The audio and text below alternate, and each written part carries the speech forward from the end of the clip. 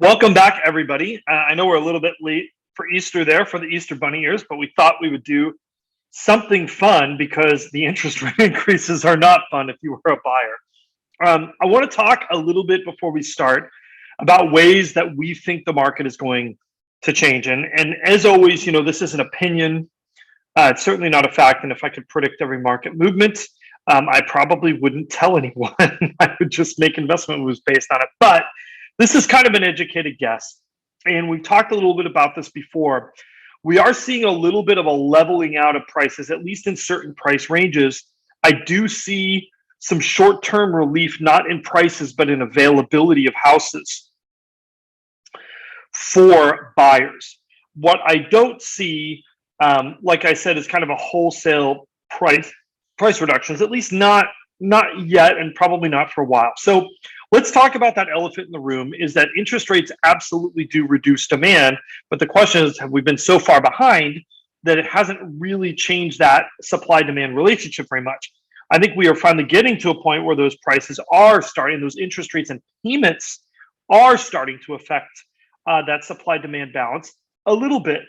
But we've got a system that is essentially self-centering to keep prices high. And what I mean by that is whenever interest rates go up, that has two effects. Number one is the obvious one, right? It reduces demand from buyers, right? Fewer people can afford the homes. This is especially true as you had, maybe $1.3, $1.4 million and under. But the second effect is it also reduces the supply of homes in that price range, because those buyers or those would-be sellers, right? If you have a house in that $1.2 million range, you are looking at those interest rates and saying to myself, why would I give up my 2.875% mortgage to move up to a more expensive house and take out a 5% mortgage? You probably would not do that, right? So it has this effect of reducing supply as well. And that sort of keeps our supply-demand relationship in check. So, our prediction is that the number of transactions is going to drop, right? Not necessarily the prices. The number of transactions will drop. Let's go in and we will walk you through this. So here's our total active listings. And we've actually got a little bit of good news on this front. More listings is always good. It's still less than we were at last year, but if you take this number of 1 to 2 million, it's about the same as last year, and our number here is a little bit below. So things are improving. They are indeed getting better. This is an upward slope. Good news for buyers. New listings have kind of flattened out a little bit, right? I mean, they're still kind of going up here on our 1 to 2 million, but on our under 1 million, they've really been flat. They kind of plateaued. Now, that should tell you something. If active listings is rising, but new listings is staying flat, what else must be happening mathematically for that to happen? Well, the answer is that new escrows are going down a little bit. Now, this isn't a big, huge sloped down, right? It's flat here. But what's happening is we are seeing a little bit of that reduction in demand. Now, do I think this means suddenly that house you've been eyeing that came out of Sunset Magazine is suddenly going to be affordable and easy to get under $1 million? Nope, it's not. What we're seeing is these less desirable homes are sitting on the market, but the top desirable homes are still competitive. So it's a little bit better, but it's not like homes are on sale. If we look at our absorption rate, that's actually fairly low-ish right now. It's right about that 80% range. You'll notice that our 1 to 2 million market is surprisingly resilient. And what we're seeing with that, and the reason why, is that price range is less interest rate sensitive. Higher down payments in general, a little bit more affluence. But if you look here, our under 1 million, that's the range where it's being a little bit more affected by these interest rate increases. Now, if you look at prices, finally, we're kind of starting to see what I think is a little bit of a lessening of this slope upward that we saw kind of towards the beginning of the year. We've kind of plateaued out a little bit on all of these price ranges. And I think we're going to keep seeing that trend as these closed prices catch up, right, with the market. Because remember, these are all 4 to 6 weeks old. These are not current closed prices, or rather, these are not current negotiated prices. These are current closed prices. And what happens? Closings are 4 to 6 weeks after offers are made and accepted. If we look at our percent still active, that's a little higher than it's been, which again means less competition, especially in that 1 to 2 million. But it's really been about the same for our 1 to 2 million, and it's a little bit more or less competitive for our under 1 million. That about mirrors what we're seeing in the market. If we look at our list to close ratio, kind of interesting, we are seeing a little bit of a shoot up here in our under 1 million and a little bit of a drop in our 1 to 2 million. I really do believe we're going to see these numbers start to come back down because I've done this hand gesture before, but what happens is, markets move in a manner like this, right? Where they go up, they plateau off, they go up a little bit, sometimes they go down a little bit. It's not a very smooth interaction. But what happens when you're in a market that's plateauing, right? It's been going up like this. It starts to plateau. And what do sellers do? They draw an imaginary little dotted line up like here, and that's where they price their home. Sellers will price based on the increase, not on where the plateau is.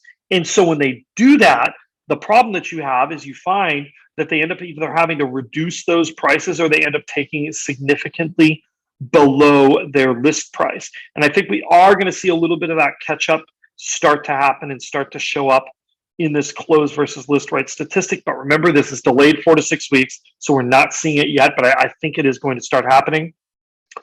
If we look at our days on market, these have both ticked up slightly, but gosh, let's be honest, we're underneath 20 days here. There's just not a lot of time. And remember, it's important to understand that this graph is showing the days on market for new contracts. So these are the homes being snapped up by the buyers, not necessarily the ones that are sitting. So what does this tell you? This tells us where the most attractive listings are. The ones that are actually getting sold are getting sold very quickly. But we're seeing, those homes that are not going to contract, those are taking a little bit longer to see sale. So again, more of this divergence between the most desirable and the least desirable homes in a given market space.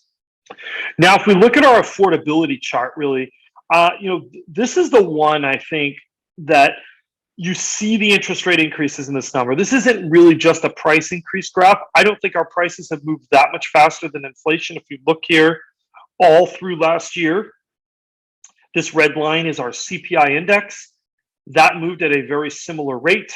This is all being driven in that payment index by higher rates. And what we're seeing is this number jumping up here almost to 50% higher than we were back in, I keep remembering to change that, 2018.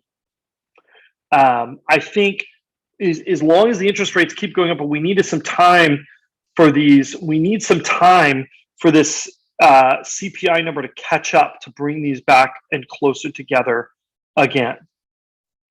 Now, here is the ugly chart, right? This is the one that really tells the story of what we're seeing happening. We were right around 3% at the end of the year, and then things started moving up, and really they haven't taken much of a break. A few pauses here and there, but just accelerating through the roof. Something I want to talk about for a second that's important to understand is, this chart doesn't tell the whole story. And what we are tracking in this chart, let me bring it up here again for everybody. This is the prevailing mortgage rate.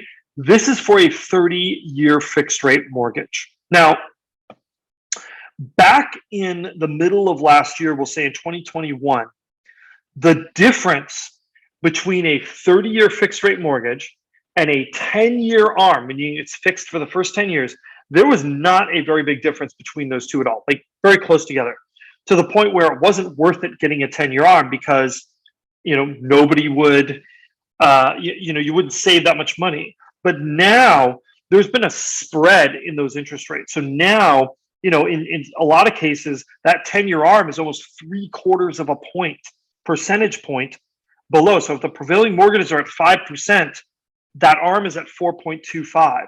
So that's really lessening a lot of the blow of these interest rates for a lot of buyers. We're seeing probably over 50% of buyers are taking on these 10-year ARMs instead of the 30-year fixed rate mortgages. So that really is softening that affordability blow just a little bit. The good side is, yes, that's softening the blow. The bad side is that's keeping any, market adjustments from happening. That's another force that's keeping prices propped up. So if you're waiting for this like price drop type thing to happen, I'm not saying that it can't happen. There's always a possibility and a chance, but my money is not on big price reductions. It just isn't there. And when I think smaller price reductions, I mean maybe less than 5%. But what does that do? That erases the last couple of months of increases maybe in prices. So kind of interesting. Thanks so much for watching, everybody. Do not forget to like, subscribe, and hit that notification bell. We will see you again on Thursday for our architectural video and on Friday for our first-time buyer market update. Thanks so much, everybody. Questions, comments, we love them. If you are looking to buy or sell real estate in Southern California, absolutely hit us up. We would love to lend you our expertise. We'll see you again real soon.